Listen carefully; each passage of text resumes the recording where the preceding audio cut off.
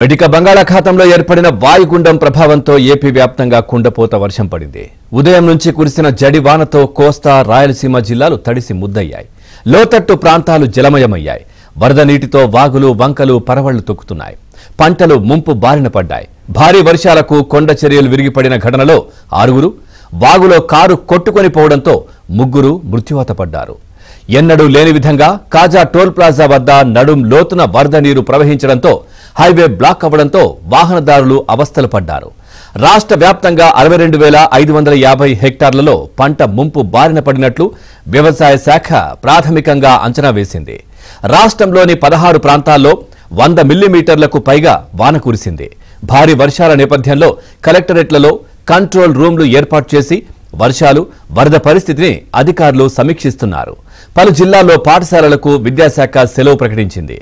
ఏకధాటిగా కురుస్తున్న వర్షాలతో కాకినాడ పోర్టు నుంచి 3వ రోజు కూడా విదేశాలకు బియ్యం ఎగుమతులు నిలిచిపోయాయి.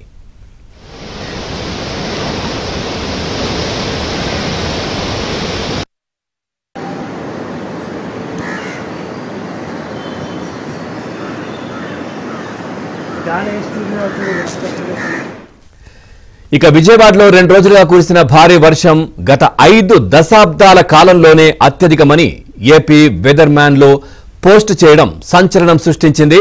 ఇక విజయవాడ తూర్పు నియోజకవర్గంలో కురిసిన వర్షం గత 200 సంవత్సరాల్లో ఎన్నడూ నమోదు కాలేదని ఆ పోస్టులో పేర్కొన్నారు. అయితే దీనిపై ఇప్పటికిప్పుడు ఏమీ చెప్పలేమని, పాత రికార్డులు పరిశీలించాల్సి ఉందని జిల్లా యంత్రాంగం చెబుతోంది. ఇక భారీ వర్షంతో విజయవాడ డివిజన్లో పలు రైళ్లు రద్దయ్యాయి.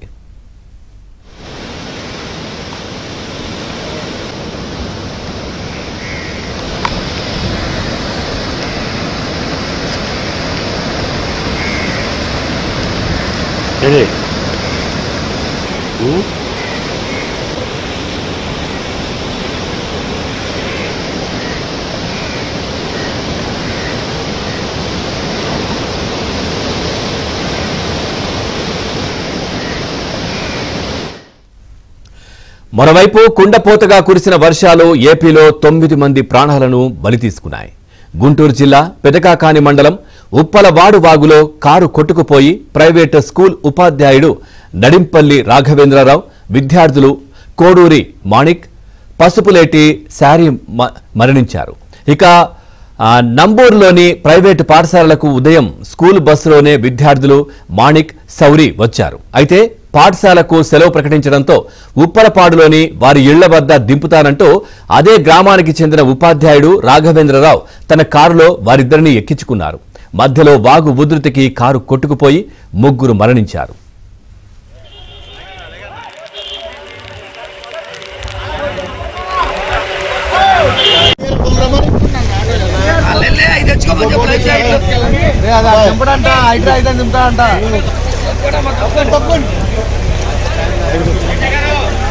సైడ్ రండి అందరూ.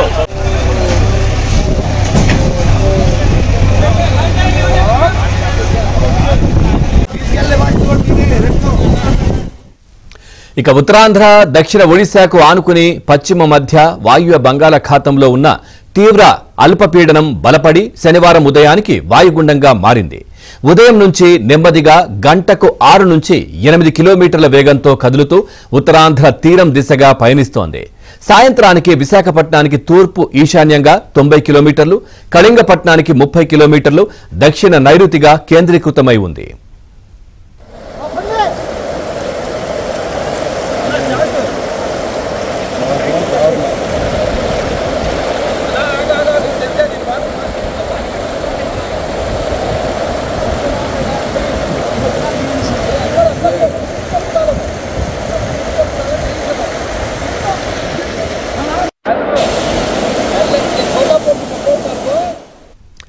రైట్, రెయిన్ అప్డేట్స్ అంటే వర్షాలకు, ఆంధ్రప్రదేశ్లో వర్షాలకు సంబంధించినటువంటి మరింత సమాచారాన్ని మా కరెస్పాండెంట్ ప్రసాద్ అందిస్తారు. ప్రసాద్, పూర్తి డీటెయిల్స్ ఏంటి? అధికారులు కూడా పూర్తిగా అప్రమత్తమైనట్టుగా తెలుస్తోంది.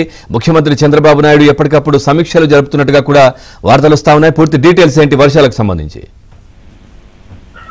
పవన్, దాదాపు 50 ఏళ్ళలో ఎప్పుడు లేనంత వర్షం నిన్న కురిసింది. దీంతో మొత్తం జనజీవనం స్తంభించడం కాదు, ఎక్కడ చిన్న చిన్న రహదారుల నుంచి జాతీయ రహదారుల వరకు కూడా మొత్తం చెరువులు గాని కాలువలుగా మారిపోయిన పరిస్థితి మనం చూసాం. నిలవ జనాలు బయటికి రాని పరిస్థితి. మొత్తం దీనికి సంబంధించి అధికార యంత్రాంగం మొత్తం రోడ్లపైకి వచ్చింది.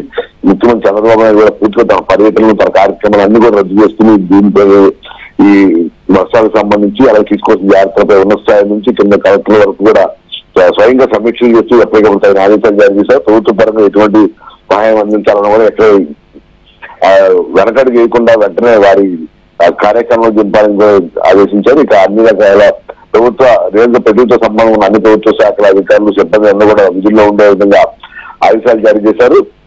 ఇక విజయవాడలో అయితే నిన్న కొండరాళ్లు పడి దాదాపు విజయవాడలోనే 5 మృతి చెందడం కూడా స్థానికులు అందరినీ కలిసి వేసింది. గుంటూరు జిల్లాలో మరో ఒకరు చనిపోవడం, వీటిపై కూడా వెంటనే ముఖ్యమంత్రి స్పందించి అక్కడ అధికారులు కూడా పంపించడంతో పాటు ఆయన కూడా స్వయంగా ఏం జరిగిన అంశాలపై ఆరాధిస్తారు.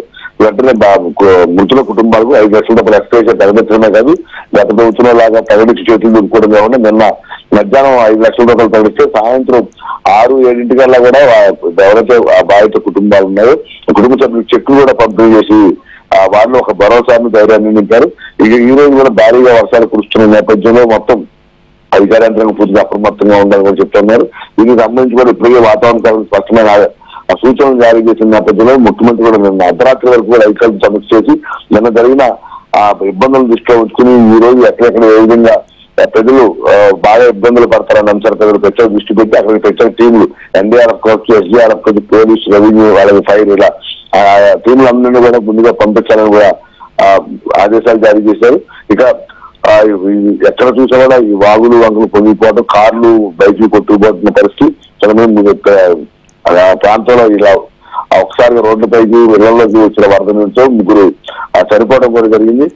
మరికొన్ని చోట్ల ఇరుక్కుపోయిన వారిని తాళ సాయంతో బయటకు తీసుకొచ్చేందుకు కూడా ఆ రెస్క్యూ టీం చాలా తీవ్రంగా శ్రమించాల్సి వచ్చింది. ఇక గుంటూరు విజయవాడ మధ్య కాజా టోల్ బ్యాగ్ పూర్తిగా ఆ రహదారి మొత్తం నీరు చేస్తుంటే ఆ మార్గం మొత్తం పూర్తిగా మూసివేసిన పరిస్థితి. 50 సంవత్సరాలు ఎప్పుడు కూడా విజయవాడ గుంటూరు జాతీయ రహదారిపై వరద కారణంగా ఆ రోడ్డు మూసేసిన పరిస్థితి లేదు. కానీ నిన్న జరిగిన ఈ వర్షం కారణంగా తొలిసారిగా ఈ తరహా పరిస్థితి ఈ ప్రాంత ప్రజలకు అందరికీ కూడా ఎదురైంది. ఇవాళ కూడా ఇదే విధంగా ఇటు కొండ ప్రాంతాలకు సంబంధించి కూడా ఆ ప్రజలు అప్రమత్తంగా ఉండాలని కూడా చెప్తా ఉన్నారు. నిన్న కూడా సహాయ చర్యలు చేపడుతున్న క్రమంలోనే ఒకసారి చిన్న కొండరాయి ఏర్పడుతుంటే మొత్తం సహాయ చర్యలు నిలిపివేసి అక్కడ ఉన్న పోలీసులు ఇతర యంత్రాంగం కూడా బయటికి పరుగులు చేయాల్సిన పరిస్థితి వచ్చింది. ఈ రోజు కూడా రాత్రి నుంచి కూడా ఎడతెరిపి లేకుండా కురుస్తున్న వర్షంతో ఇంకా ఆ ఇబ్బందులు అయితే అట్లాగే ఉన్నాయి. ఈ రహదారులపై కూడా నీళ్లు కూడా ఇప్పుడు పూర్తిగా మోటార్ పెట్టి తోడే అవకాశం కూడా కనిపించట్లేదు. ఈ నేపథ్యంలో ఇటు ముఖ్యమంత్రితో పాటు ఉప ముఖ్యమంత్రి అదే లోకేష్ వంటి వారు కూడా వెంటనే అవసరం చర్యలు చేపట్టాలని కూడా చెప్పారు. మరోవైపు పార్టీ పరంగా కూడా తెలుగుదేశం, జనసేన, భారతీయ జనతా పార్టీ కూడా ఎంత కేడర్ కూడా స్థానికంగా ఉన్న సహాయ చర్యలు పాల్గొంటాం కావచ్చు, లేదా వరద ముంపు ప్రాంతాల్లో ఉన్న వారికి ఆహారం అందించే అంశాలు కూడా చొరవ చూపాలని చెప్పి నాయకులు కూడా ఆదేశాలు జారీ చేశారు.